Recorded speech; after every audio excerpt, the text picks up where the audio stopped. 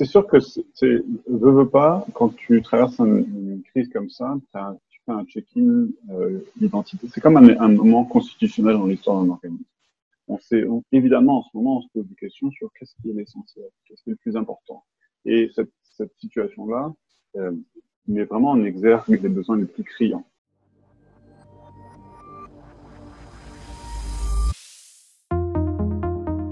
Traditionnellement, on a toujours bien balancé une partie de notre travail, c'est en service social, et une partie de notre travail, c'est en changement social.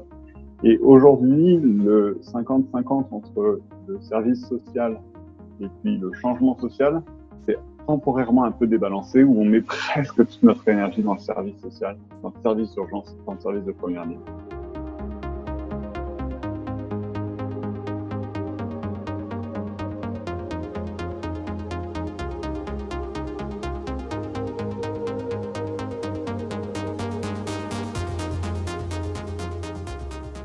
À travers les générations, on a rassemblé le monde pour solutionner à chaque fois qu'on avait un problème. Donc, notre métier, c'est de rassembler les gens autour de la nourriture. Notre métier, c'est d'offrir des espaces d'échange physique. Et tout à coup, il a fallu repenser ça.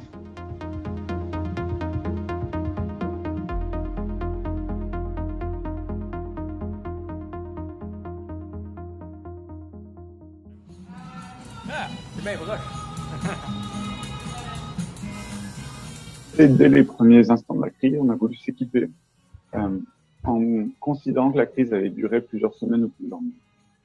Et que la réflexion qu'on a menée, c'est qu'advient-il si un staff tombe malade, si un staff est testé positif. Donc ce qu'on a décidé de faire, c'est qu'on a mis en place 3 équipes. Chacune des équipes est composée de staff administratif qui prépare l'organisation des journées et de staff de cuisine qui prépare les repas. Et ces équipes-là sont en rotation. Les 3 équipes ne se rencontrent jamais et ne se sont pas rencontrées depuis 5 semaines. It's a little strange working at Rulon during this crisis. So many things that have seemed so normal for us in our day-to-day lives have radically changed, and so that, of course, is felt here in what we're doing day-to-day at our work. I think I miss a lot of the familiar faces of volunteers who used to come, and also of my colleagues who aren't here on the days that I'm here. But I just want to keep everybody safe.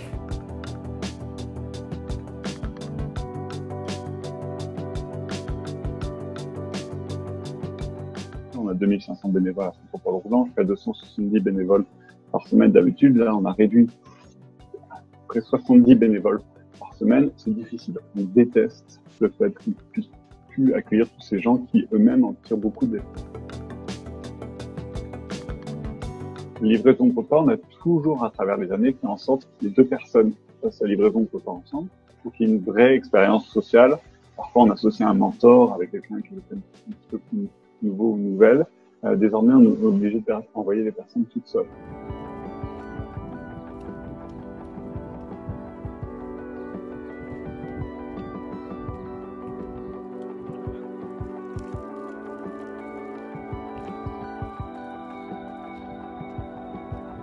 Le privilège qu'on a dans cette situation-là, c'est qu'il y a certains de nos services qui répondent tout à fait aux besoins immédiats et il y a certains de nos autres services qui répondent aux besoins à vie.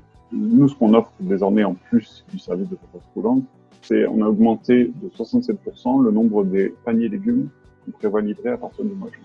Et ça va permettre de toucher une autre partie de la population, peut-être une partie de la population qui a plus facilement la capacité de préparer des repas, mais qui n'a pas nécessairement accès à des légumes ou à de la nourriture de qualité. Donc ça, c'est une réponse plus moyen terme à la situation qui est une crise alimentaire.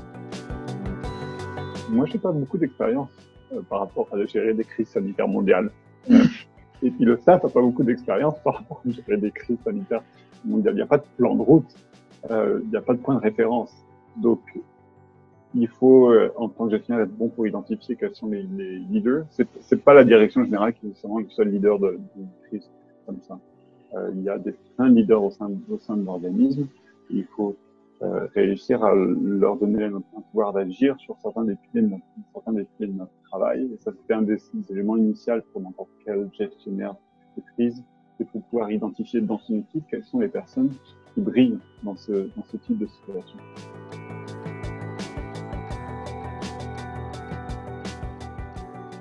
Donc l'affaire du ça va bien aller, c'est toujours l'idée que quand on fait face à une crise, la crise s'accompagne d'un énorme tournant positif. C'est compliqué de faire le match entre l'élan de générosité et puis les solutions qui sont réelles, qui sont en temps réel aussi. Donc c'est pour ça que on essaie d'agir pour le mieux et que c'est certain qu'on va investir de la réflexion là-dedans quand on aura